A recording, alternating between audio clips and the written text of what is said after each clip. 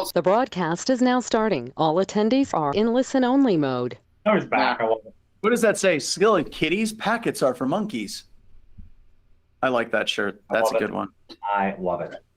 So the trick is, gentlemen, we can't talk about like SolarWinds because we get worked up and we want to save that energy for the show. So what the hell else? I can go on Twitter. Let's see if there's any dumpster fires on Twitter. Yeah, well, I made the login on my other platform, so I have a different. I got my heads up display. I got to go off camera. I can still hear you though. I'm going to talk about the impending government shutdown and what this may mean for cybersecurity at the precise moment that we need to be hunting for attackers. So which shutdown are you talking about? Are you talking about the budgetary shutdown? Or are you talking about the conspiracy theory shutdown where they think that Trump is going to declare martial law? Because I'm hearing that in all kinds of weird, crazy circles as well. Yeah, well, I mean, as you probably know, that you probably heard about the Maine earthquakes, right? A couple of weeks ago.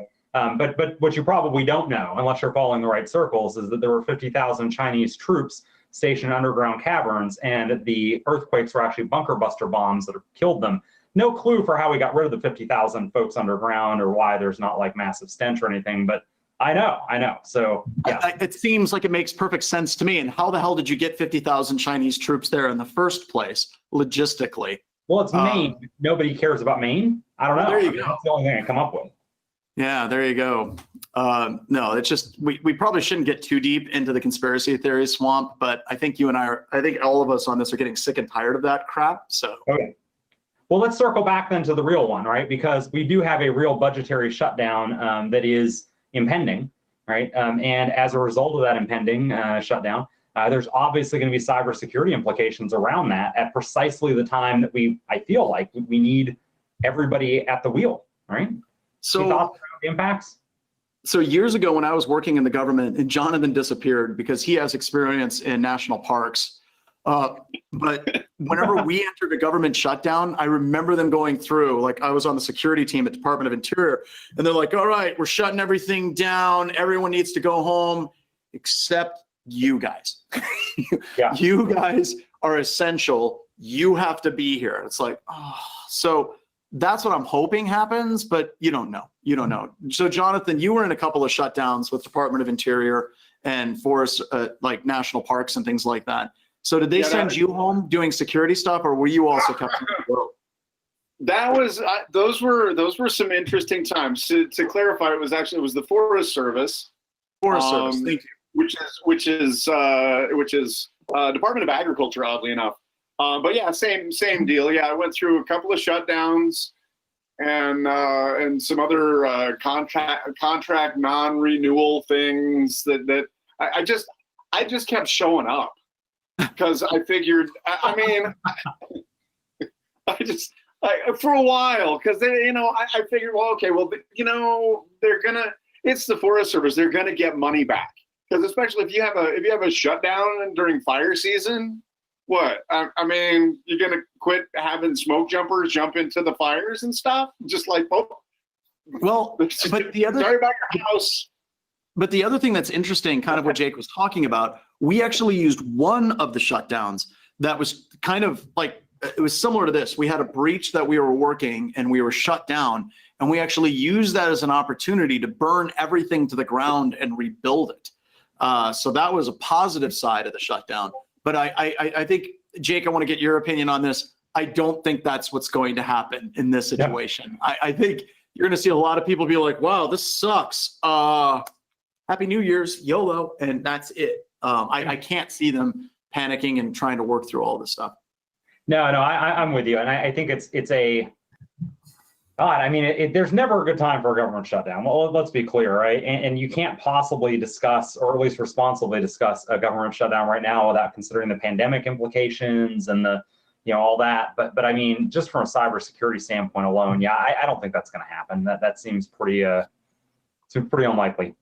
Right. So I think what we're going to see instead is a lot of negative cybersecurity impact. By the way, interestingly enough, and the rest of the audience may not know this, our cyber adversaries don't follow our shutdown schedule as much as we'd like them to. What? I know. No. Because I know Christmas, funded. they have Christmas in Russia. I know there was a Christmas song in the UK about this. They celebrate Christmas in Russia. So they have to take time off too. They have to. Of course, I don't want to get into it, but you know that there's an entire group that is in Russia that we'll talk about here in a little bit. They're like, you know what, comrades, take the rest of the year off. You've had a great year. Well done. Well, except for the guy, right, who decided to go after FireEye. We'll couch that. Never mind. Sorry. Yeah, we'll talk about that. We'll talk about that because you and I think, have differing opinions on that. But I want to cover that because we were talking about that on the phone, and I want to bring that conversation up. Yeah. But I don't know. It's just, this is from a security perspective. What was it, a couple of years ago with the Equifax breach year? Wasn't that right around Christmas or New Year's, whenever that was released? I can't remember. Because it was that was in March. I don't think it was. Yeah, I don't feel like that was Christmas. There was a big one that happened right around Christmas though, and I'm now at a loss to. Was that open maybe? Target. Oh. That's the thing that sucks about this conversation is we're literally like, which breach was it? Huh.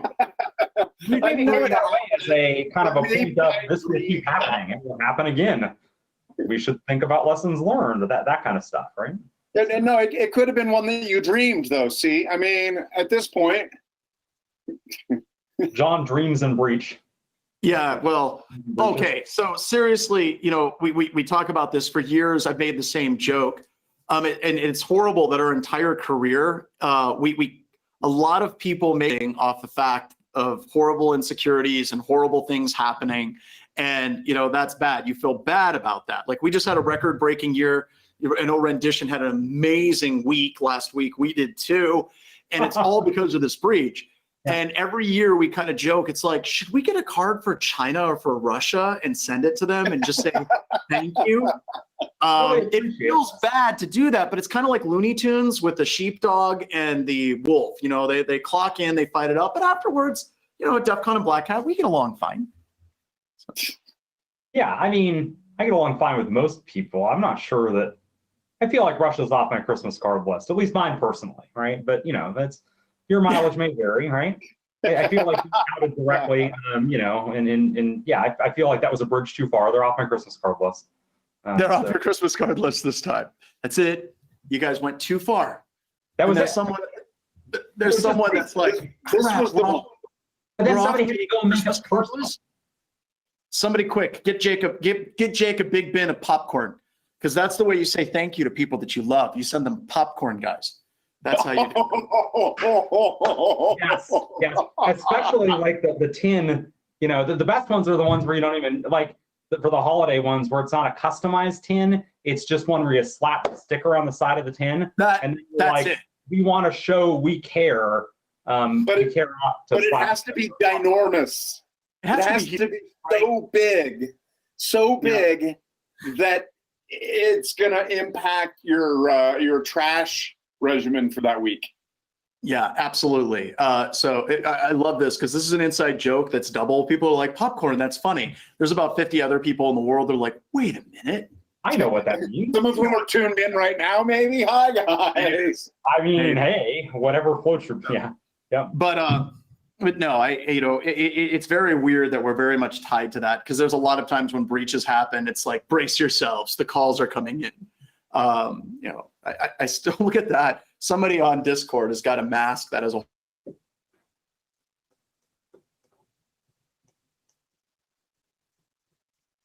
John just locked up, I believe. I did. What's that? Oh no, Jonathan, you're good. John Strand just locked up. I don't know what's going on over there. He's just thinking really hard. He's thinking really hard. Okay, I'll work there. While we're waiting on John to come back, though, or get connected back, I guess, trying to think. Hey, guys. Awesome. What's that? Well, while you're waiting on John, there was a question for pre-show that maybe you guys could expand on because I'm not 100% sure what they're talking about. But someone asked, what about the COVID relief bill making some streaming illegal? You know what they're referring to? The COVID relief bill making what? Some streaming illegal. Oh yeah, streaming illegal. Yeah, this one's going to be really interesting, right? So there's well, look, they're not making anything illegal that wasn't already illegal. And let me be very clear here. I'm not a lawyer. I don't even play one on TV. Go talk to your lawyer, right? But I've read that, the specific part of the bill there. And what they're doing is for second offenses, right, in streaming, they're removing a lot of the safe harbor provisions. They've got some other basically saying, look, for your second offense, they're talking about criminal penalties of up to 10 years for streaming copyrighted material. Now, of course, you can imagine, like, as I'm sure you can imagine, in the dumpster fire of cyber legislation that we've had thus far, it's not like they did a great job of spelling out what streaming is specifically in this legislation. And so this really is just electronic transmission. A lot of folks are coming back to, so don't think it's just streaming. It's like pirating copyrighted material or causing it to be pirated. And this is concerning a lot of corporations, as I'm sure you can imagine, because there's already talk about rollback of Section 230. And by the way, too, the Electronic Communications Privacy Act was not meant to be a truly a privacy act for really anybody. It was meant to benefit the government. And then what do you know? Most of it gets struck down by the Supreme Court, and we're left with Section 230 as a great protection. This, on the other hand, is exactly the opposite of that. I suspect that this will be very much like the CFAA, where we have a lot of very nebulous terms that will ultimately have to be argued out in the courts, if the omnibus spending bill gets passed. That said, if you didn't listen to the oral arguments in the CFAA case that finally went to the Supreme Court, did anybody actually listen to these? Did you hear what they were arguing over? The definition of the definition of so. The word so, S-O. That literally is what they're arguing over in a case where, and for those that aren't familiar with the case, this is a case where a deputy, a sheriff's deputy, a law enforcement officer, used the database that he had access to for law enforcement purposes. He has access to it for law enforcement purposes, uses it then to go and stalk other people, uses this way outside. And so should not even be a question of, does this exceed authorized use? But as it turns out, literally the word so in the law is now being debated by Supreme Court justices. And I'm sure that's what they do any day now, right? And we'll have our first CFAA case at the Supreme Court. So basically, brace for impact is the short of it there on the omnibus spending question. But that's what they do. Legal scholars love to debate those things. So. Well, we were actually asking a question while you were gone, John, about the new streaming provision in the omnibus spending bill. Have you seen this yet? Oh my God, I have. Holy crap. Yes. Yes. How is this completely off my radar? $10,000 fine. Did they actually settle on that $10,000 fine for illegal streaming? Oh, forget the $10,000 fine. It's a 10-year imprisonment I'm worried about. Mm-hmm. Right? I mean, the money, I'll cut you the check, right? I'm talking, and it's not just streaming, right? Remember, like, folks are changing the words here, and they're like, it's caused to be, it's transmit or caused to be transmitted, right? So it doesn't have to be streaming. It can be sharing copyrighted material, but come your second offense, you have $10,000 and 10 years in prison. And that gets into like memes and pictures and things like that. Well, yeah. Now, if you remember, who was the senator a number of years ago? I think it was Strom Thurmond. That was talking about like BitTorrent and stuff. And they're like, well, we just need to pass a law where we can literally break into their computer systems and bring their system and destroy their computers. And this is right about the time that Jake started teaching with the SANS Institute. And I was still at Northrop Grumman. And I remember that we actually had conversations with higher up people that were like, wait a minute now.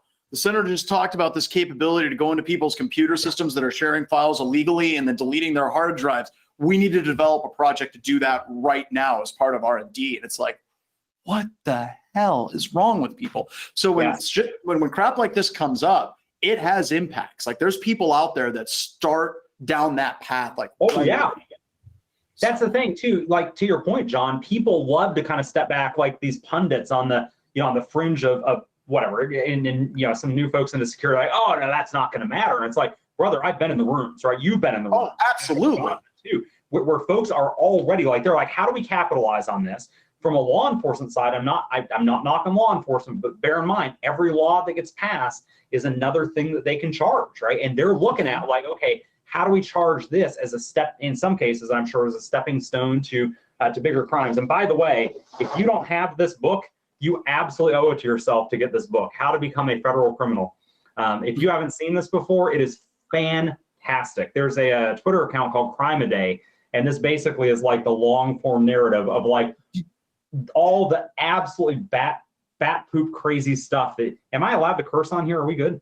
Is this, Before we record, yeah, it's fine. Batshit crazy stuff that you can do that ends up making you a federal criminal. It's fantastic. Now, it was funny, Moxie Marlinspike, whenever he was kind of talking about, he still talks about the stuff, right? You know, there were people that basically were using the argument of, if you're not a criminal, you have nothing to hide. And Moxie's take on that, I thought, was brilliant. He basically was saying, look, you wouldn't believe what is actually a crime. So even if you're a quote unquote innocent person, or you think that you're an innocent person, if all of a sudden you allow the government and people to intrude on your life at that level, they can find a crime, right? And it's not like some kind of, you know, scary high level crime, you know, like child pornography. They can find crimes and they can totally charge you with a whole bunch of garbage. And it's just people don't quite understand just how bad that is. You know, it's crazy state laws. I think this one was fixed in South Dakota. More than 2 or 3 Native Americans vote constitutes a war party and is illegal. They will still enforce those laws if they want to, as crazy as they are. So. Dude, John, you're a bit off there. White people don't understand that.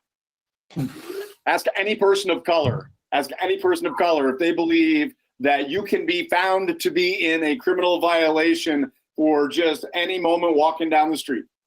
Yep. I want to back off that as a topic, but I'm just going to say for the record, okay, I agree with you, right? And that gets into something where, and Jake and I have had conversations, Jonathan, you and I have had conversations. Let's talk about women in tech. Just quickly, because hey, if we're going to throw fuel on the fire, let's do that, right? So you talk about a lot of guys in security, and they're like, well, things aren't that bad. Sit down and have a conversation with a woman that's been in IT or IT security for 15 years and have them tell you the horrific crap that they've lived through. And you'll be like, well, there's a bunch of stuff I didn't see. Yeah, I had no idea how bad it was until for those of you who don't know, I'm married to a very wonderful Hispanic woman who is a person of color and also in IT security. And yeah, I get to hear the horrific things. I don't know what Discord channel I'm in. Oh, here we go. Now I'm in the right one. Live chat. And it scrolls so far. I'm trying to keep an eye on it down there on the bottom, but it scrolls fast. Although I did see, Jake, that you did put the link into the book that you mentioned. Thanks, because if you didn't notice, I'm like down here texting it to myself. Remember? Yeah. And there's people, by the way, in Discord, people are like, I didn't sign up for this political crap. Couple of things. Number one, we're pre-show banner where we get to talk about whatever the hell we want. We won't talk about this stuff at that point. So just chill. It's okay. You know, we don't have to get all crazy on that. That's fine. And we got some people on from the UK. That's good. Welcome, Particle Void. We can do that. Some people are like, no, keep going with politics. They're like, they got popcorn and everything. We're done. I spoke my piece. We're done with that. We got some people. Yeah. I will go off of politics as well, especially as we. I mean, hey, look, it's straight up at the hour. It's all about SolarWinds. Absolutely. Yeah, we got that. So. And I don't know what we're at, like, where are we at on the YouTube? Like, we're trying to split this, and I think that we're going to get a split of people. Like, Ryan, how many people do we have on the YouTube stream right now? People from Dubai. We get a lot of people. I know we've got at least one person from Canada. There we go. Well, they're Canadians. They got. Hey, we've got Ray Davidson on, gentlemen. Oh, snap. Hey, Ray. Dr. Davidson, how's it going, man? Is Michigan on fire? Fork. So no, we got a good number of people on. People from the United States and Kentucky. There we go. Norway. Now we got a good group. Now the big question is, what did he say? He said United States and Kentucky. Kentucky. There's one from South Dakota where people are like, wait, there's 2 Dakotas? So I've got a question. Do we have anybody on from Russia? Because one of my favorite things at the end of our webcast is to go through the registrations and see how many people are registering from .ru addresses, and then how many people are registering from FBI addresses and government DoD addresses. We bring people together here, right? We bring people together here. I like this. I like that.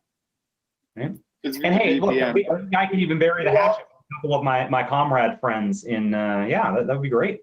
Of course, there's people on from Russia. But John, by the way, you were incorrect earlier. There's 3 Dakotas. There's 3 Dakotas? Okay. 3 Dakotas. There's the North and South, of which you're aware, right? But then there's West Dakota. You just didn't know about West Dakota. Some people call it Eastern Montana. Oh, yeah. But we know it's West Dakota, the capital of which is Billings. Very, The capital very of true. Montana is Very Helena. true. But it stops just east of Red Lodge, the ski area. I've noticed that Montana claims all the good ski areas. Like, let's get past that. Well, Montana has them. West Dakota doesn't. No, they don't. Well, yeah. So are you excited about the train system they're putting in Montana? We're going to talk about Montana stuff because we have like 1,000 people between YouTube and this now. They're going to listen to us talk about train systems in Montana and how awesome that is. But at the end, you have to relate it back to cybersecurity. Oh my God. Oh, trains, security, critical infrastructure. Come on. It's Softball. You know what? I am actually excited about any sort of better transit that is across Montana. Because right now, where I live in Missoula, in order to get to most of the places downtown, the easiest, fastest route is for me to hop up onto the interstate because it's just a quick hop up onto I-90 and then it's a couple of exits down, and I'm downtown by the university and downtown and stuff. But these days the traffic is slowed because somebody east of Missoula is building a wind farm. And do you have any idea how big the components of those devices are? They're monstrous. And let's talk about a cybersecurity component. My cousin actually does service and maintenance on those. And like they take security really seriously with some of them. And I didn't quite understand why. I'm like, it's a windmill. Like, why are you worried? Apparently you can detach the generator from the blade and then disengage the brakes. And those blades get going so crazy fast that whenever they fly apart, it's like a bomb going off. It is insane. Like, it'll take out a whole bunch of houses. There's videos of this online. Like, It's scary. So no, I get okay. Oh, sure. Why wouldn't it be a smart windmill with a function where you can, over the network, disengage the generator from the blades? Of course, that somebody must be. just put in Cryptos just put in, and it's running Windows XP. There you go. Yeah, of course it's running Windows XP. And Juicebox too. So was the MRI machine that I just stuck my head into last week. Oh God, yeah. So it's crazy. Tip of the blades, they say, are going about 300 miles an hour under normal conditions. They're going about 300 miles an hour. They can get going a lot faster, so they're pretty neat. DHS will be calling us soon. Right? So what was that botnet that took over home routers? I want to say it was Mariah. Was that it, Mariah? Everybody stop talking for a second. I want to get back to that. How do I stop Discord from scrolling? It just scrolls. I don't know there's a way to do that. We just keep up.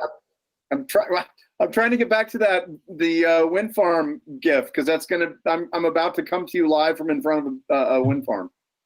There we go. So years ago, before Mariah happened, Paul Asadorian, Larry Pesci, and I would give a presentation, and Paul wrote most of it, but it was basically how we would take over the world, and it went through finding a whole bunch of home routers. Paul scanned the entire internet of Eastern European countries and in Kuwait and found a bunch of routers with default passwords, default things. And he's like, you would go in, you would reconfigure their DNS settings, you would compromise the systems on the other side. It was basically exactly what happened with Mariah. And I think it was like 2006, 2007.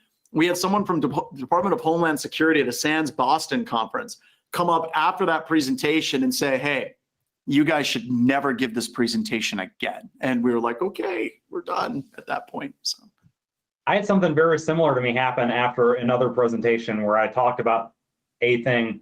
I'm not even going to get into the what thing, but talked about know it, the- and I had I had, before I even left the conference, had a discussion in people, with people, credentialed people in Yep. suits about the whole, like, so let's just not ever call attention to that specifically again. And it's like, and then of course, again, you know, thinking about, of course, this book wasn't written at the time, but also having seen the games that get played, I'm kind of like, yep, there's probably a spot where I stepped on a snail on federal land, and, you know, or at a minimum, making the allegation of such could tie me up for weeks, months, whatever, right? And so, yes, all that.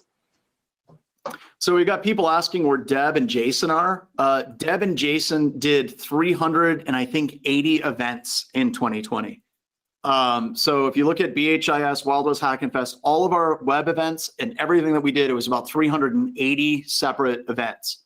They're taking the week off, folks. So you will not see Jason and you will not see Deb, because they're currently in the middle of an emotional breakdown that can only be solved with eggnog and tinsel. So that's where they're at right now. So. Yeah. No, when Jason showed me the numbers, it was something like 350,000 people have gone through these things, and it was yeah, we've had a busy year. Somebody said lightweights. Well, come on. So please, you know, folks on Discord, a round of applause for Jason and Deb, and also Velda. You know, Velda does a lot of the Wild West Hack and Fest stuff, but to be honest, when you're looking at Wild West Hack and Fest, that's like that's a huge chunk of what we did. And then also Shelby, who I think Shelby is on as well. Shelby kind of kicked a lot of this off with Chris Breton and the free network threat hunting training. And then finally Ryan's the one that takes all this stuff and converts it to YouTube videos. So we have a number of people that are just like super helpful to make this entire process go down. It's no murder board. We should do that. We should do live murder boards. Ooh. For people that want to present, we should do that live. Okay, yeah, you know what? I'd be down for that. I'm down. I think it's a good idea. Anybody that wants to present, we should do traditional old school murder boards. So Those are mean. they are. They're very mean and they work. Oh yeah, I'm not saying they can't be effective. It's just in my career, I was only the victim once and I was the perpetrator a couple of times. That was the one with Johannes, where Johannes Yes. at the end said, when you were talking about cross-site request forgery, Johannes said, Jonathan, it seemed through your presentation like you were talking out your ass and you didn't know what you were talking about. And then he paused and goes, but everything you said was correct. It was just like, oh my God. That was one of my all-time favorite murder board moments. Dude, I remember it like it was yesterday, because I remember you called me up after and said, hey, that last bit about CSRF, were you guessing? You nailed it. All right. So people were asking what a murder board is. So the murder board at the SANS Institute, this is the way they used to do it. If you wanted to be an instructor, you had to present a section of like 10 slides to 4 or 5 other instructors that were going to be as big of jerks as they possibly could to you through that entire presentation to see how you handled it, how well you were prepared, how you failed and failed gracefully. And that was one of the things that we did is trial by fire. Like, you know, if somebody got in front of a room years ago at the SANS Institute, they had to sit in front of Ed Scotus, Eric Cole, sometimes Stephen Northcutt, Jonathan, Jake would be on some, and we would just tear them apart, pretending to be the worst students we had ever seen. And the reason why is we want to see how an instructor fails. Because how they fail, really, if you want to see them fail in front of you, like, do they start lying? Do they seize up? We've had people start crying. I'm not joking. Like, it was tough, but I think it made us all better instructors at what we did. So, yeah. All right. So we're at the top of the hour. Let's go ahead and people are now showing pictures of puppies at the moment. So let's go ahead and get started. So this is the point where the recording would begin, and this is what shows up on YouTube. But I want to say thank you very much for attending the final, we hope, the final Wild West Hacking Cast of 2020. And the reason why we hope, this wasn't supposed to happen. Like, we're not supposed to be here. But the SolarWinds thing is getting out of control. And it's not necessarily getting out of control like, oh my God, the hack is bad and we don't know what to do with it. The hack is done, folks. Like, it's over. And we're going to talk about this in a lot more detail, there's not a lot that you can do about it. So we need to start bringing some sanity to this. We need to stop panicking, and we need to start planning on how we're going to deal with things in the future. And when this was set up, I can't think of two better people to bring on to talk about this than Jake Williams from Rendition and Jonathan Ham from Rendition. And I would like you all to note that Jonathan Ham is not wearing a Rendition shirt, but I'm sure that he will get one in the mail very quickly. So I don't think I need to go into too much detail. SolarWinds got hacked. The code for updates on Orion got pushed out to thousands of customers, 18,000 they believe, or roughly, and hundreds of those customers were actually targeted. But right now it looks like it was Russian hackers that were actually behind it. But Jake, correct me if I'm wrong, we don't want to get into the IOCs of, what are the domains, the IP addresses, the malware. Why do we want to stay away from that as a topic? Well, first off, it's way overplayed now anyway, but separate from that, right? You probably already have dove into that, and if you haven't, it's too late now, right? Is the reality. These are attackers that are performing active counterintelligence operations, and the second any of those IOCs are produced and are made public, they're obviously changing those, changing those signatures.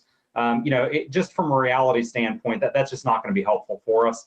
And then again, just like we said too, it's been covered to death, and honestly, it's probably not going to help you down the road there to focus directly on IOCs.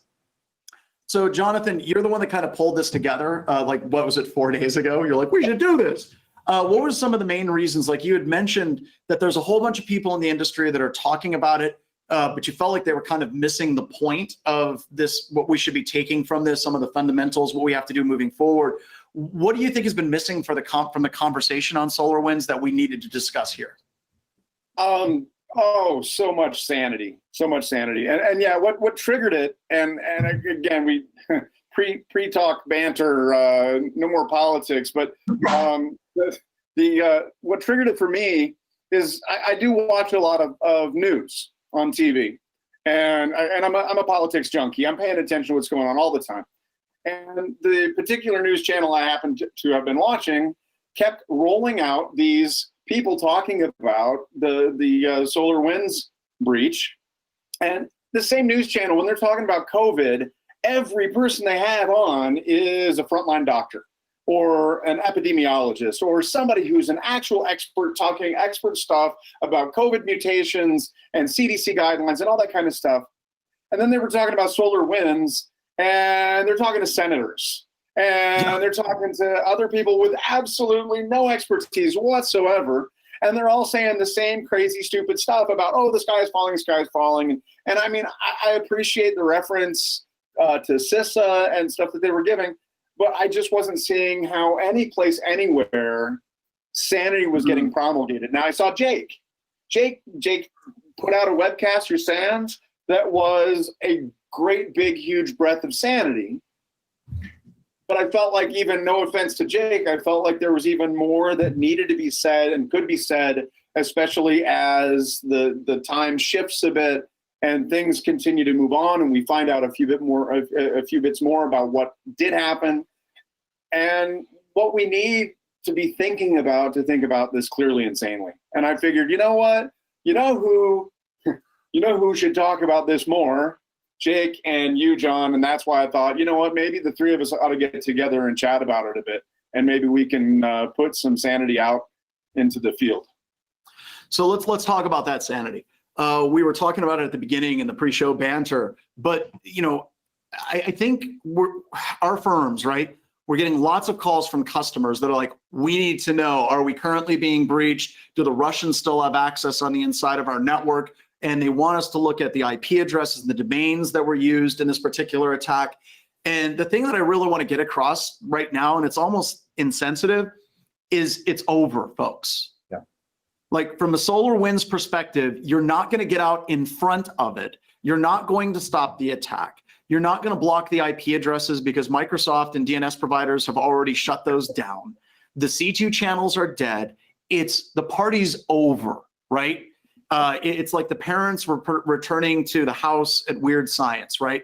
The damage has been done. The couch is in the front yard. You have children that have been turned into frogs. The damage is done. And I think what we need to do is stop focusing on the indicators of compromise and saying, here's the signatures for the files. Here's what you do to, look at the domains. It's over.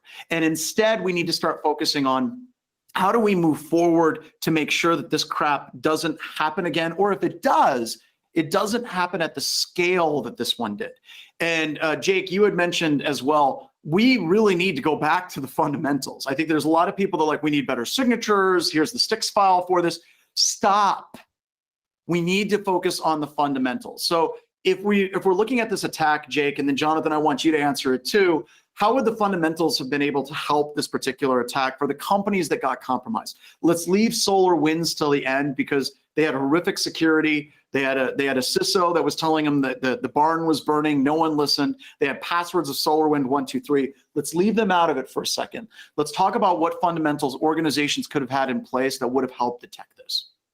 Yeah, sure. I mean, look, first off, it's DNS, right? DNS log, and we've talked, John, for years, and Jonathan as well, for years about using DNS. In fact, I remember at one of the IONS forums that we were at together, where I think we got pitched the question together. I believe I was sitting in one of your sessions, and then we got pitched the question kind of together of what are your most valuable hunting artifacts? And I think both of us were like, DNS and NetFlow. Like, give me those two things first, right? And then shortly behind that, I need my domain controller, and their really domain controller is sitting in as the more specific version of IDP, my identity provider. I need my identity provider logs. That's the kind of stuff I want right off the bat. And not only do I need them, I need retention on all that data. Right? If you use DHCP in your network, NetFlow, hey brother, NetFlow is great, right? But if I don't have the DHCP logs to go with it, it's trying to tie it together is a nightmare. You've got a problem. It's like, where? And you're like, I don't know. And so we've got to have that, but we need retention. Even if you assume that the SolarWinds piece starts in March, and I have good evidence at the moment that that's probably not when everything begins, although we're not getting into what, when, how, far back, et cetera.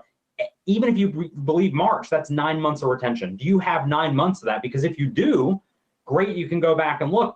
But separate from that, forgetting the specifics of this retention, think about this domain pops up out of nowhere, right? The initial callback domain for SolarWinds.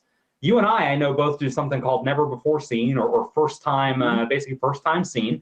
And so then the question is, why is this weird domain first time for the first time ever, right? Seen, beacon out. And by the way, too, who did it, right? Because that would be, obviously I have tons of these every day, right? But if one of them only comes from my Orion server, brother, you better believe that one bubbles right up to the top, right? Now, in big networks, this is harder to do. Nobody said it would be easy, though. At the end of the day, though, that's where I'm starting, man. Fundamentals. So, Jonathan, I know that we've worked some incidents in the past together, and that's one of the reasons why I wanted these two gentlemen to be on. Folks, understand, these guys actually do this stuff, right? They're working incidents. They're in the field. And Jonathan, I've been on the front lines with you where a customer's been like, we want to know the following things. We want to know when we were hacked. We want to know how much data that they actually got out. We want to know all this stuff. And then you ask them, so what do you have for those networking logs? And they're like, nothing.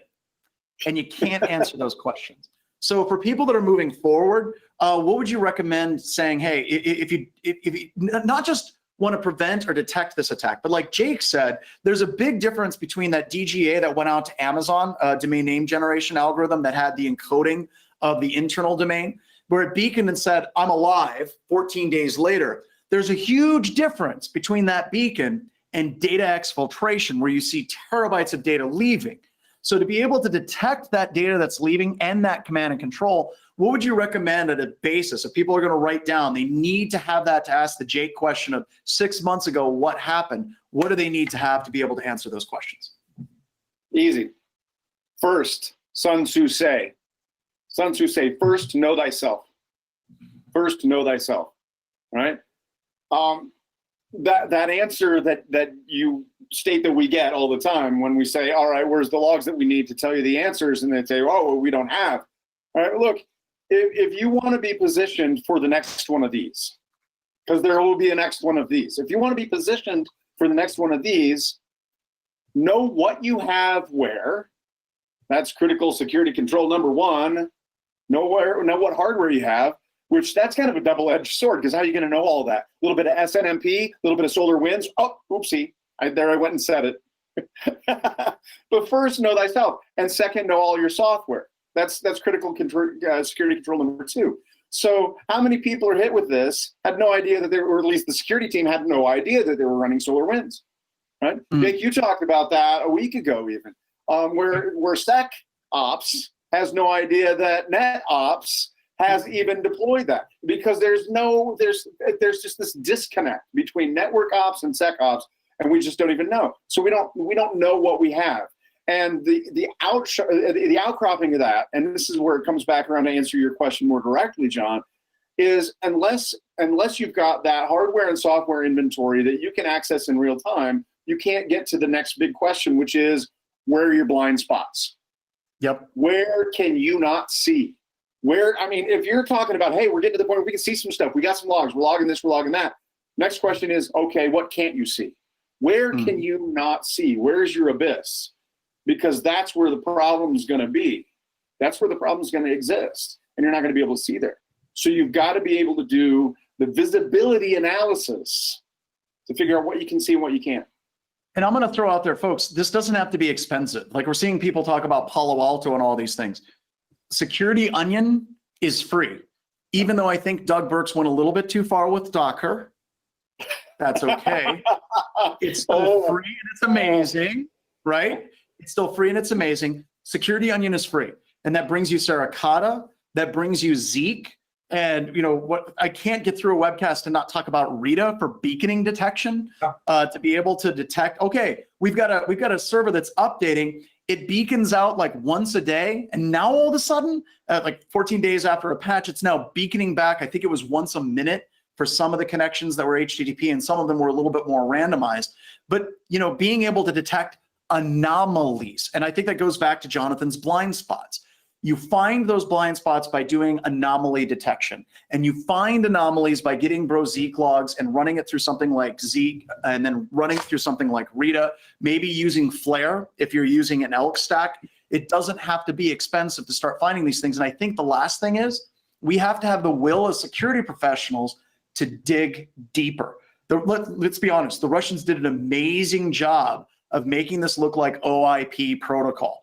Like, they really did an amazing job, to the point where if you intercept the TLS SSL, it actually still looks like an OIP protocol. So that's huge. But no, you got to have those tools, and it doesn't cost a lot of time. It doesn't cost a lot of money to actually get there. Money. Yeah, I would. Oh, go ahead. I would go as far as to. I'll claim this. IOCs aside, I could go to Talos Intelligence and all the other, and go to FireEye and look for all the IOCs in the world, and then ignore them entirely, not even know about them. You give me comprehensive Zeek data in an environment that was hit with this, I will find it for you. Find it for you. I can find it. Just give me the Zeek data, comprehensive Zeek data, and it's free, like John says, free on Security Onion, easy to install, easy to get rolling. Bring me the Zeek data, and I will find as a Roman emperor, bring me the Zeek data, and the party starts. Right there. Demonstrably so, though, right? Because we did this at Wild West Hacking Fest. What was that? 2019, right in Deadwood. Oh, you can catch. I can still see you. Yeah. Yeah, I mean, I can still see you. Exactly. I wrote a new command and control.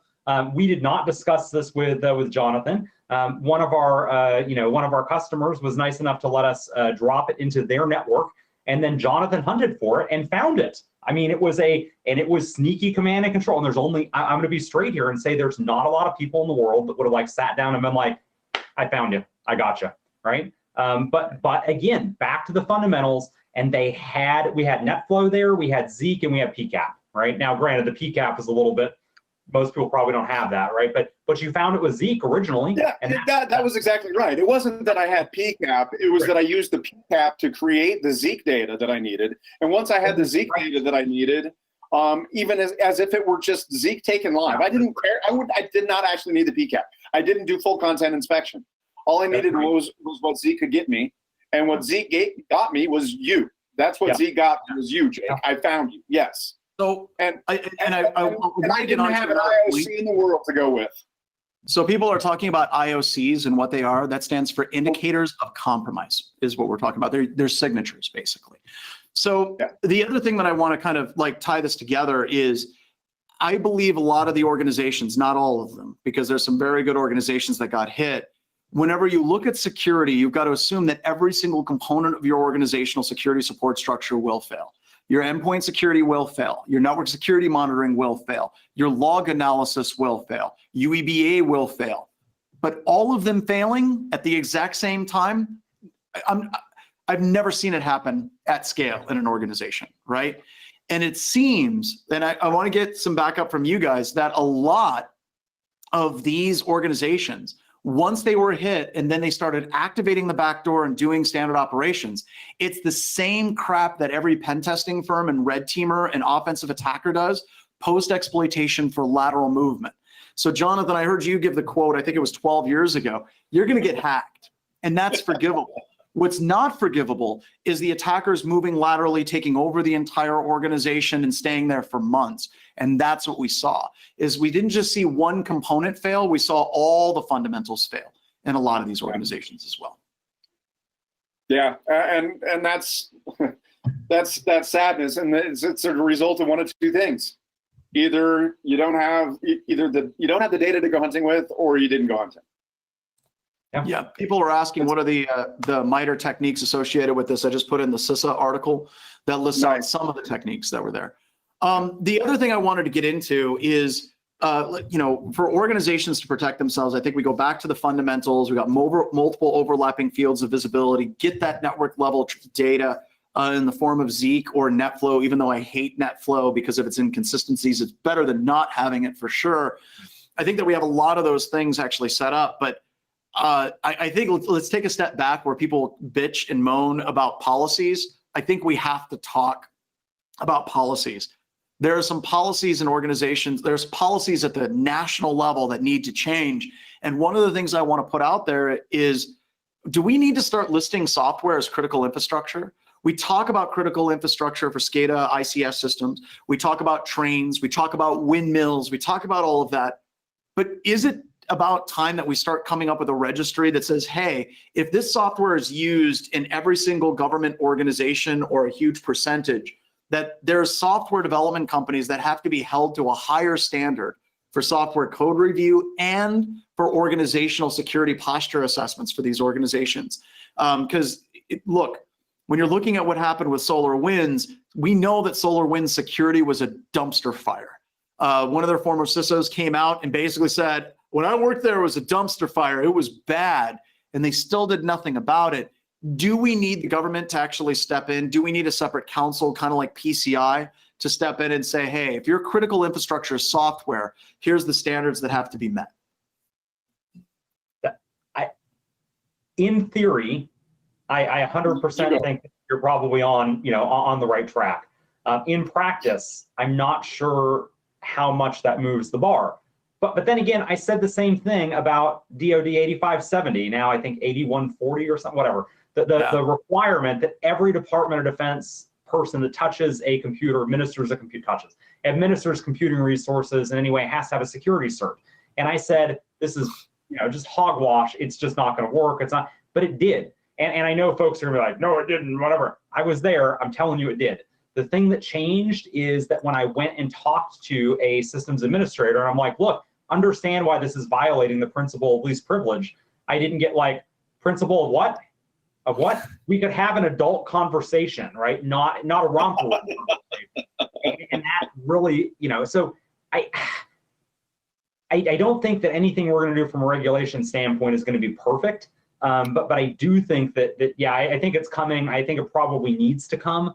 And there may even be a further discussion, John, about nationalization of some of our software. That some countries have their own, their own operating systems. Like Russia, North Korea.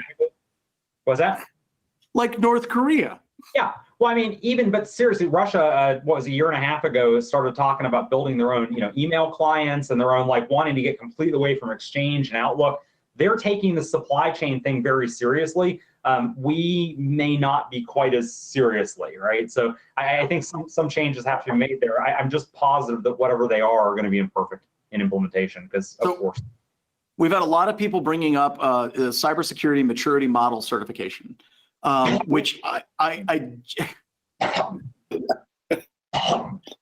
So, hey, this looks like a good idea. One glass of water, Jake? Yeah, no, I'm not going to send him another keyboard. So whenever we're looking at this, oh my God. So this kind of springboards off of what Jake said, where you can have a certification, right, folks, where you can say, hey, these are the minimum things that you're going to do to secure an organization. There's something completely different to actually being a secure organization. And I think that kind of speaks to Jake's previous point, where you can have all the certification and accreditation that you can possibly put on an organization, and they can still be wide open.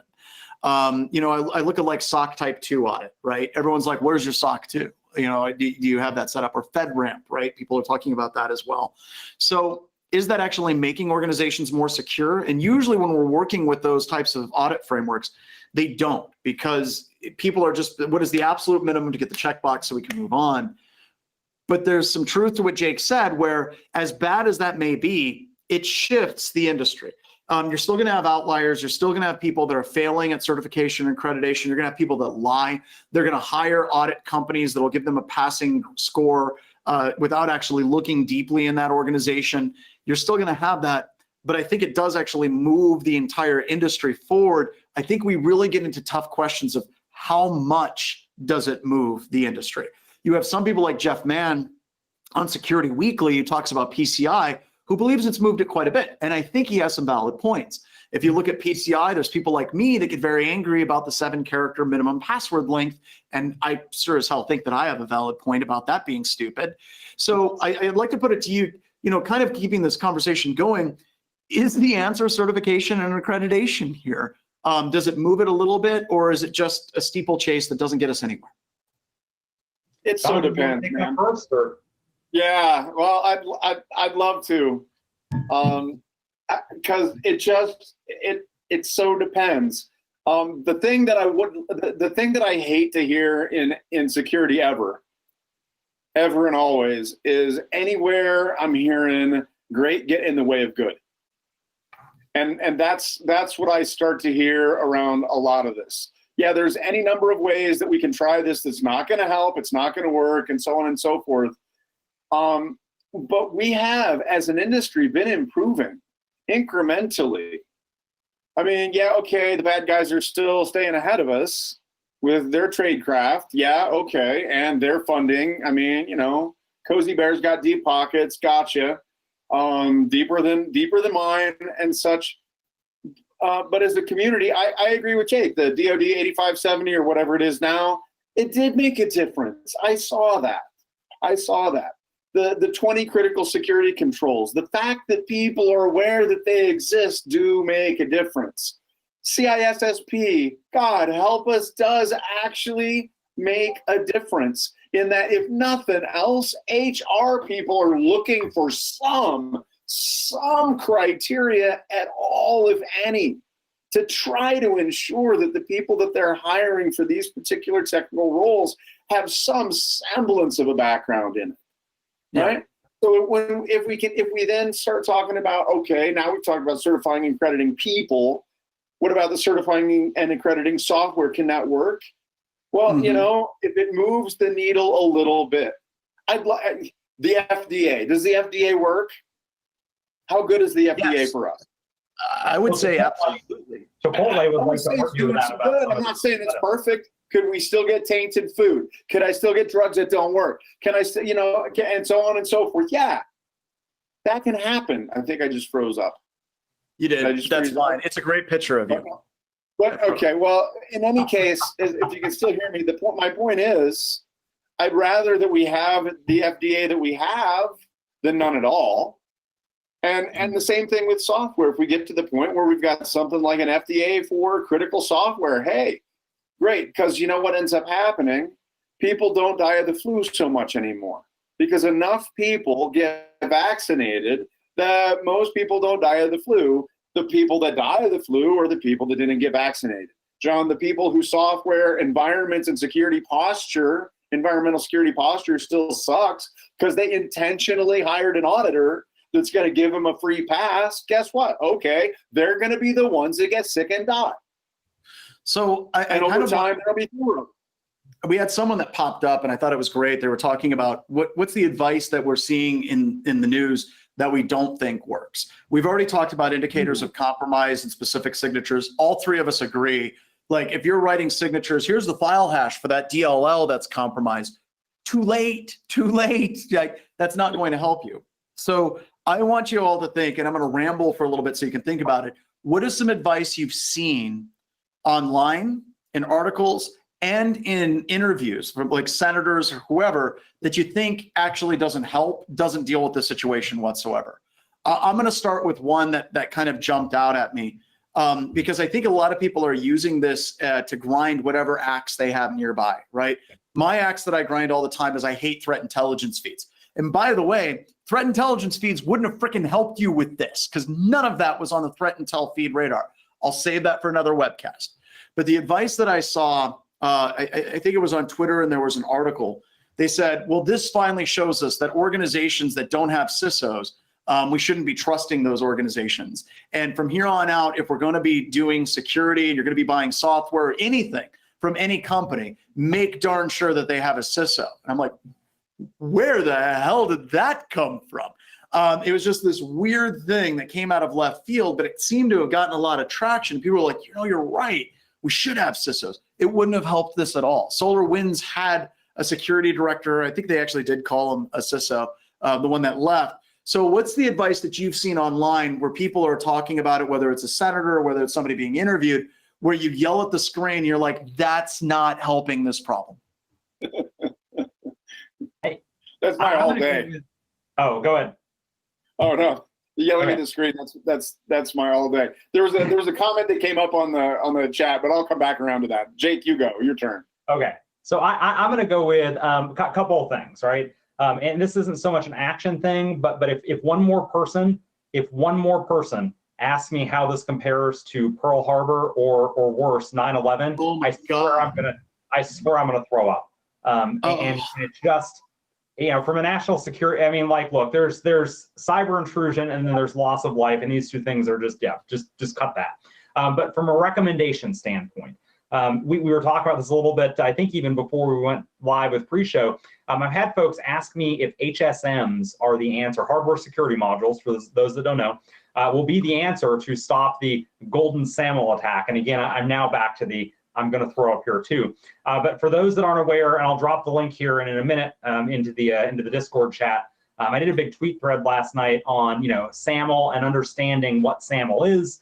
SAML security search and markup language, right? But basically, anytime somebody compromises an IDP, an identity provider, they can sign tickets as you. It's very analogous to golden ticket attacks, right? Basically, you're like, yes, I am, basically asserting that this person, this entity is who they say they are. Folks are now asking, like, how do we prevent that? And I'm like, prevent compromise of the IDP. They're like, yeah, but how do we? I'm like, adding an HSM doesn't help hackers on the identity provider. But doesn't that go to a fundamental misunderstanding of what that is? Like, they think that there's this magical chip that's automatically going to detect attacks, and that's not how. I don't even know. Like, there's a handful of attacks that it would help against, but it's not going to do a damn thing against over 95% of the attacks that are out there. And not this specific one, right? Like, what people are missing here is that the attackers took the signing keys because they could. And if they couldn't have done that, they'd have stayed on the IDP server. Was it a better scenario for them to steal it once and then leave, right? Totally. But again, they were on the SolarWinds boxes, the Orion boxes, and didn't leave there either. You weren't catching them there. Why do you somehow magically think you'd have caught them on the IDP? It's just beyond me. Anyway, that's my big one. All right, Jonathan. What doesn't work? Oh, more boxes. Sorry. Unless they're security onion boxes running Zeek. But the whole just throwing more devices at it, that's not helping. And I honestly, Jake, you should know this because I love you, and I'd be wearing my rendition logo if I hadn't lost it in the move. I'm not even kidding. I couldn't find my rendition shirt, and he knows it because we moved recently, and it's in a different box someplace. Anyhow, but I get hit up all the time on LinkedIn. I'm headhunted all the time by vendors who want me to put my cachet, whatever, behind their product brand because they have a brand new shiny thing, a brand new shiny widget, and this just happened again recently. And I looked at the company and I looked at the widget and the approach that they're taking. I'm thinking, wow, that's looks like a nifty new approach. But could I get behind their new widget and spend my life out there saying, this new widget, this is what you need to buy and it will solve? No, I can't. I couldn't. Yeah. The shiny box. I'm tired of product proliferation when you don't even know what you have. So I want to riff on that because let's talk about the shiny boxes. I think that there were signs, like if you look at companies, not just SolarWinds, I think that if you're going to work with a company and they're going to develop software that you're going to put in the critical part of your organization, we know some bad things from SolarWinds, right? Their CISO came out and said that things were a train wreck. They didn't want to do anything. There were security researchers that found that they had servers with passwords of SolarWinds 123. So I'm going to ask you, if I'm working with a company, what are some signs that that company may have security problems? And what are some signs that you look for that you would say, hey, this company seems to have their security poop in a group. Like they seem to be doing really well in securing their software. Yeah. If you got two, go first, Jake. I'll come back. Okay. I'll tell you, I do two things, right? Three things actually, right? I start with census. And if you're not familiar with census, that's where I start. And I go census specifically because I want their certificate transparency logs. And I want to know, are your TLS certificate, particularly the one on your main website, is it wildcarded? Because if it is, I know that you don't value security. I know that you either don't know why that's a dumb thing to do, or you knew it was dumb, but the right way is too hard, right? I also look through census specifically for lots of other down-level certificates that you may have signed and forgotten about or requested. You didn't sign them, but requested and then forgot about. And then I pivot from that over to Shodan.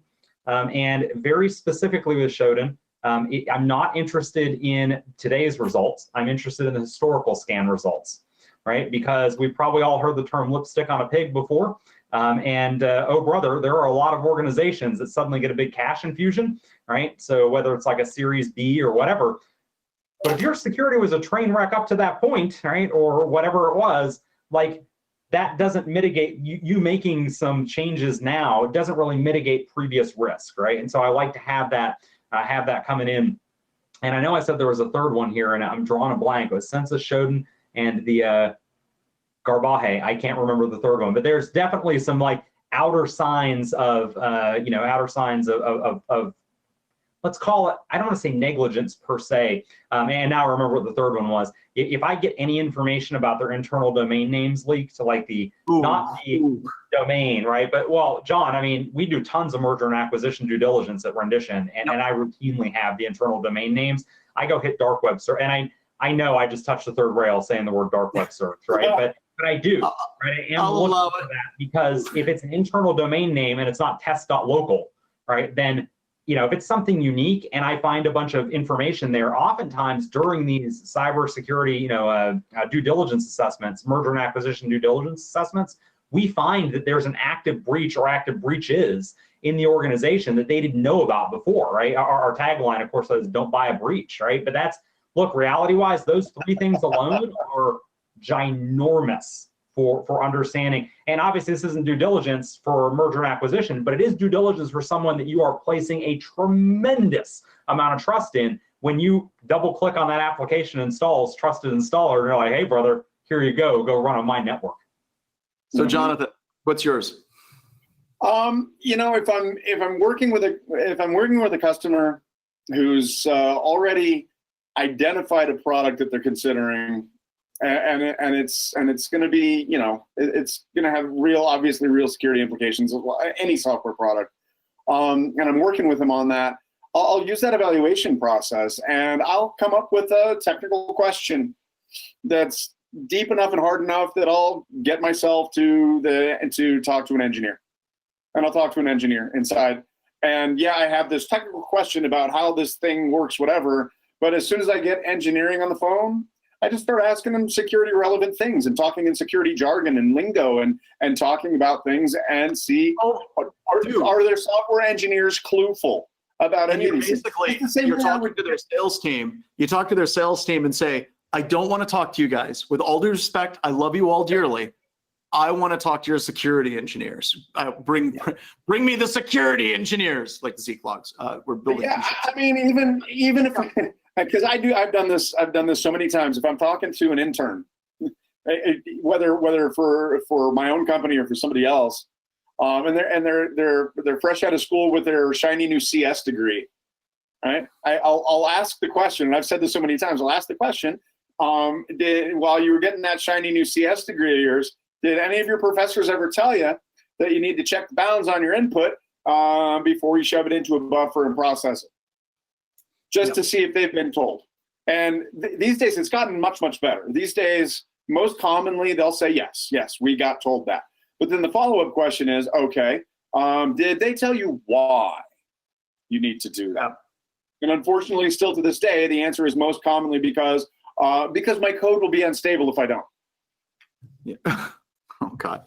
Yeah. Yeah. I'm not even kidding. I'm not even kidding, because we're not teaching security fundamentals for developers in our CS programs. And so if I can get on the phone with a dev, I will ask questions that will show me, have they got a clue? And good firms won't have a problem doing that with you. I know that bad firms, their sales team will be like, sorry, they're busy. Sorry. They don't want you to get on the phone with their dev team, because as soon as you start talking, you're speaking a completely different language, and the sales team has lost total control of controlling the narrative of the sale, right? Yep. So by getting that security team on, getting that dev team on the phone, and you start asking them questions, they've lost control. But a good firm will be like, no, I trust my devs. Let's roll with it. So I've got a couple that are a bit weird. My first one is, and they seem like complete opposites of each other because they are. We talked about CISOs or directors of security. If you look at a firm and they've rotated their director of security like yearly for like 2-3 years, stay the hell away from that company. Because CISOs leave companies and they get fired. That happens all the time. But when you see churn at the top level of an organization at the security role, it takes a CISO a few months just to get their feet underneath them. And if you see them leaving in a 12-month period or right after a 12-month period, that means they're working at a company that's a dumpster fire. A story on this. There was one company that did a lot of software development, and they got a new CISO, and they flew me down to meet the new CISO because their company was running in a place that I wanted to go to. And I sat in a room and I talked to their developers, just like Jonathan said. And they were running web apps, I kid you not, that were built on Access databases. You remember the Access database where you can build a web form in the front end? They had a bunch of their critical infrastructure was running in Access databases. None of their code had been updated for like 5-6 years. There was no DevSecOps. There was no SDLC. It was just a bunch of developers that have been coding for 15 years, have never worked anyplace else. They're using just standard text editors, no IDEs to handle the security, none of it. And at the end of that meeting, she cleared everybody out of the room and she said, give it to me straight. How bad is it?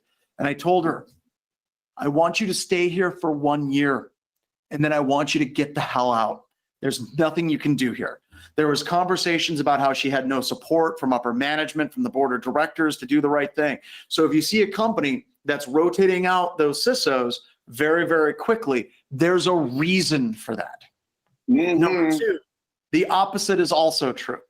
If you see a company and the director of security or their CISO is somebody that's been working with that company for 15 years and their bio reads, formerly did logistics or formerly did financing or formerly did this and moved into this role, that means someone that they love in that company dearly at the upper level. They needed to find a place for that person, and they opened up a CISO role and they put them into it.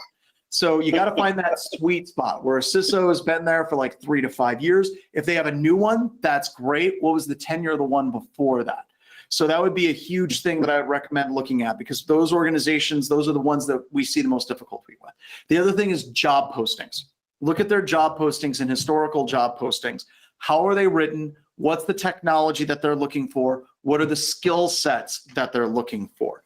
So if they just like, we're looking for a security engineer with a CISSP, that tells me they don't quite know what they want. They're like, yeah, let's get some security up in here.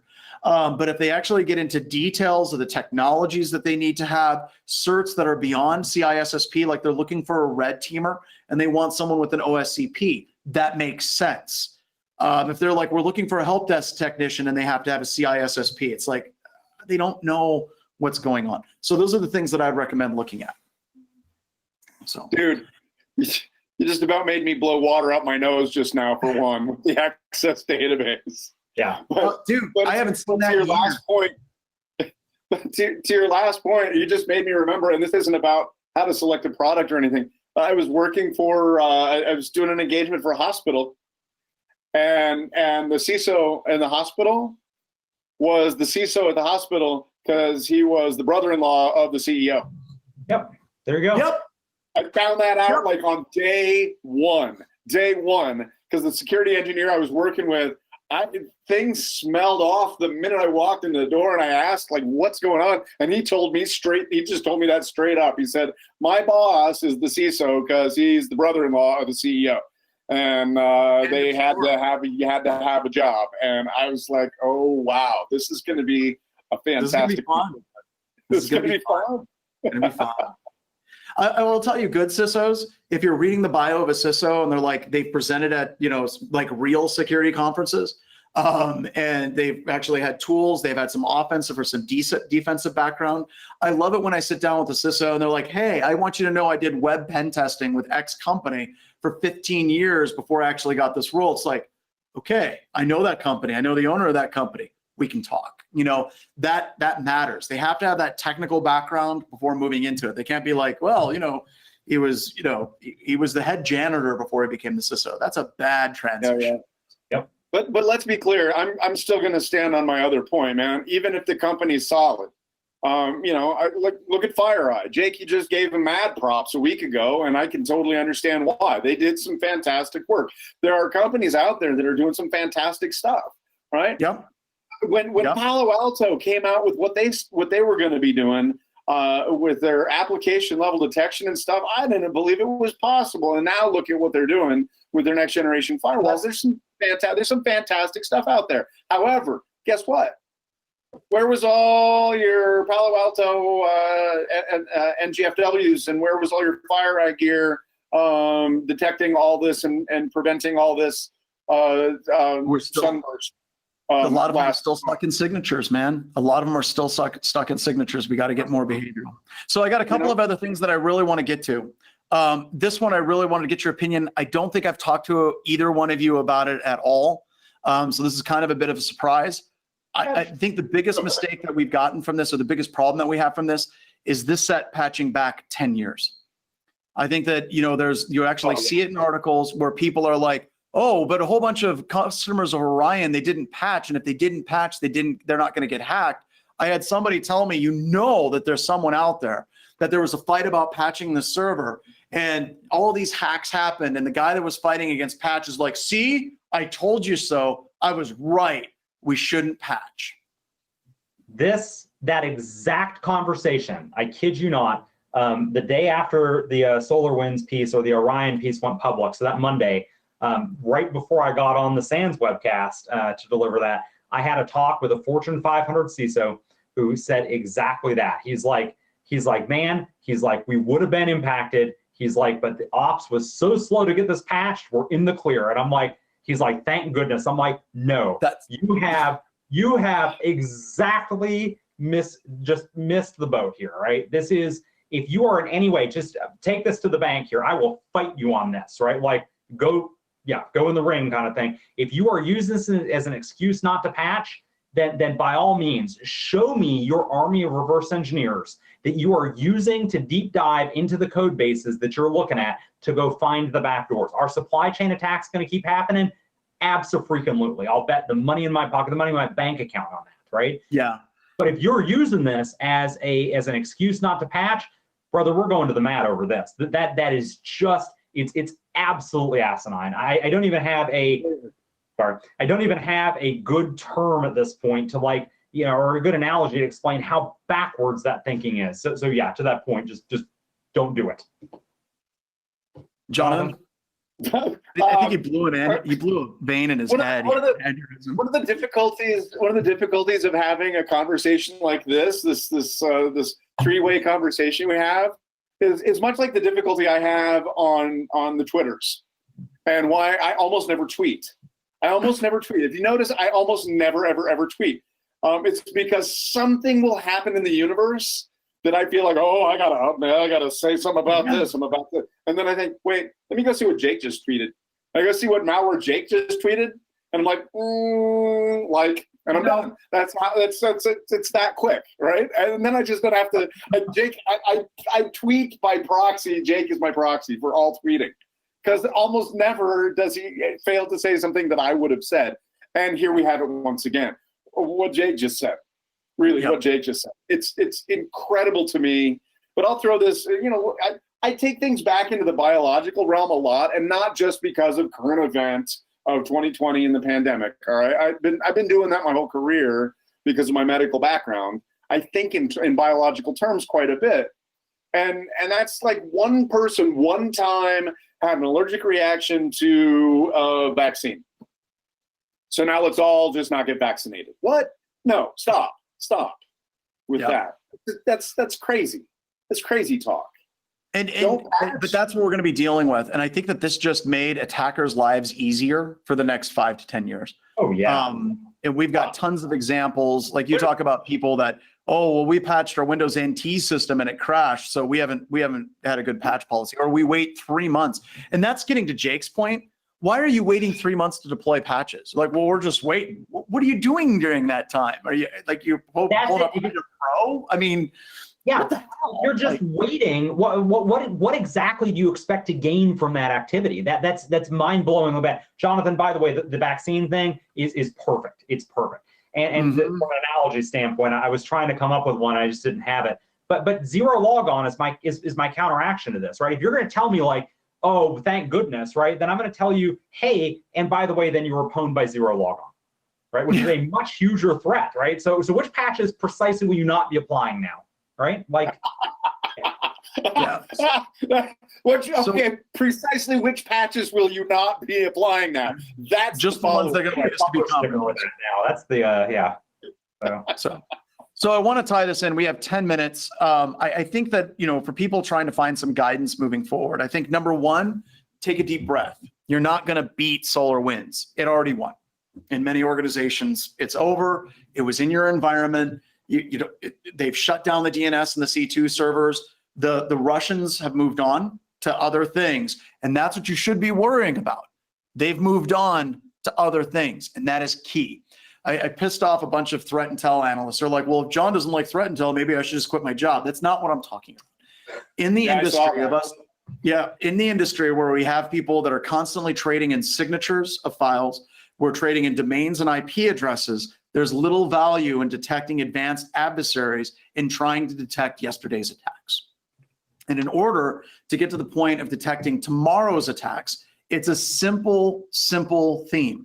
Stick to your core fundamentals. Make sure you have proper visibility and logging on the network. Make sure you have proper visibility and logging on your endpoints. Look at, you know, all of these things in security, as Jake said at the beginning, and Jonathan also reinforced, can fail. UEBA can fail. Your endpoint security can fail. Your network security monitoring can fail. But it is exceedingly difficult as an adversary to bypass every single one of them if they're instrumented correctly. So we need to get back to those core fundamentals. Jake. I want to throw out here that of the customers that I'm talking to, both old and new, right? Folks that are dialing the 800 number for the first time, folks that we've had on retainer for years. The one thing, if somebody asks me for a predictor, what is the best predictor for how folks are faring through this? Have you done an incident response tabletop exercise? For the folks that have, we've already been, I know, backdoors and breaches right there, right? For the folks that have, they have been through this. I'm not saying that every one of them has closed their visibility gaps. Most of them haven't, let's be real, right? But but they know where they are and they've worked through this. And the whole like, wait, we don't have what? We don't have the, that all those reactions are done, right? Those happen under calm circumstances. They're rolling into this. It's not like taking the field for the first time ever, in the Super Bowl. Jonathan. Well, whoever's sitting there thinking that, oh, John Strand hates threat intel, he hates me, he hates my job, he hates my role in life. I think you're getting a wrong read on that personally, because what's my job title technically in the world? Threat hunting operations lead for Rendition Infosec. I hunt threat for a living. Threat intel matters to me. It does. It really, really matters. Do your threat modeling. That's what these TTXs are all about. Do that stuff. Absolutely do it. Because man, if Strand hates that, then he hates me. And I don't know what he was doing as the best man at my wedding then. Boo. The reason why I hate threat intelligence is I think that people, like, you buy all these threat intel feeds, additional hashes, additional IP addresses, additional host names, and we're already getting that in our firewall. We're already getting that on our endpoint. I think that we're spending too much time and money on it. Whereas where Jonathan and Jake, when they're doing threat hunting, they're looking at the techniques and the tactics, and they're working threat hunting that way. So this is a whole nother webcast. You have ephemeral threat intelligence and you have durable threat intelligence. And the two gentlemen that are on right now, they trade in durable threat intelligence. They aren't just looking for hashes, they're looking for the techniques that the adversaries are using. So the other thing I wanted to kind of close out with is something kind of light. How do you think the Russians are doing? Do you think somebody got his butt kicked because he got caught at FireEye? I like this because we have wildly differing views on this. So Jake, I'm going to start with you because I'm doing this rotation. So how do you think the Russians are taking this entire operation and the fact that it got blown up? Like, what's your take on it? Okay, so first off, just for the probably one or two of you on the webcast that don't know, I used to be a U.S. government hacker. Now the shadow brokers have made that widely public. Whatever, right? So understand context-wise. I only say this from a context standpoint. This isn't me like just hypothesizing here, right? The actual hacker, the actual on-keyboard operator who got caught, whatever, right? I don't think that there's a. I think that's probably whatever. They're still getting crapped on a little bit, or beat on a little bit. The person, the mission planner who accepted the risk, right? Because we talk all the time in security about accepting the risk. Every operation and every step of every operation exposes additional risk, right? You have to turn this almost on its head. And somebody approved the risk to go after FireEye. I don't know what the goal of going after FireEye was, right? I had lots of theories. I'm quoted in just Google that, right? In major media publications there. But whoever made the decision to go after them, obviously the risk wasn't worth the reward. We are now in this discussion playing Monday morning quarterbacking about that, right? Let's be straight about that. But whoever the mission planner was, whoever the risk acceptor was at that, and it almost certainly was not the hands-on keyboard person, they are having a bad week, right? They are having a potentially gulag week because remember, mission failure in some of these more authoritarian-ish regimes looks a lot different than it does here, right? So I think they're having a phenomenally bad week, and it puts a smile on my face thinking about it. You're saying their HR department is different. Well, I mean, HR is like, instead of getting a written counseling, I suspect in some places it's more like a pistol whipping. But hey, rock on, all right? All right, Jonathan. Well, unlike everyone else at Rendition, I am not a former nation state operator. I'm just the only one. It's just as it turns out, right? Which they knew when they asked me to join. I'm like, I've never popped boxes for a nation state, right? They're like, yeah, we know. It's all kinds. So I've only got speculation, but I've come around to largely trusting my IC if they're willing to go public and say, oh yeah, that was Cozy Bear. Or in this case, FireEye saying, yeah, that was Cozy Bear. It probably was, and I expect my threat modeling is again much the same as Jake's. Somebody had to have made the decision to go after FireEye, and they poked that hornet's nest, and you can see what happens, right? Because if they hadn't, I think Jake said this a week ago on his webcast, if they hadn't, would we know? Would Treasury have made that announcement? Would CISA have put out an executive order? I mean, I think that they could have stayed hidden for a much longer time. I mean, I'd like to think if I was working in one of those organizations, I might have stumbled across it, but probably not if I wasn't looking for it and it wasn't part of the threat model that I was acting on, right? So, I mean, if you want to take it right back around to what could we do better, threat model, threat model, threat model. In this case, yeah, the Russians made a boo-boo, and I bet somebody is having a really bad day. But as you've been pointing out all along, John, that's okay. They've moved on. They have other toys and other games to play that they're playing right now that we don't know about. So as they're watching us right now talk about what they did before, hi guys. Hope you're having fun with whatever you're doing next, because I will come find you. So here's my take on it, and I disagree with Jake on this one. This is one of those rare times where I disagree with Jake. If I look at this operation, what I think happened March or earlier, whenever they finally were successful deploying this, there's one of two paths of reality.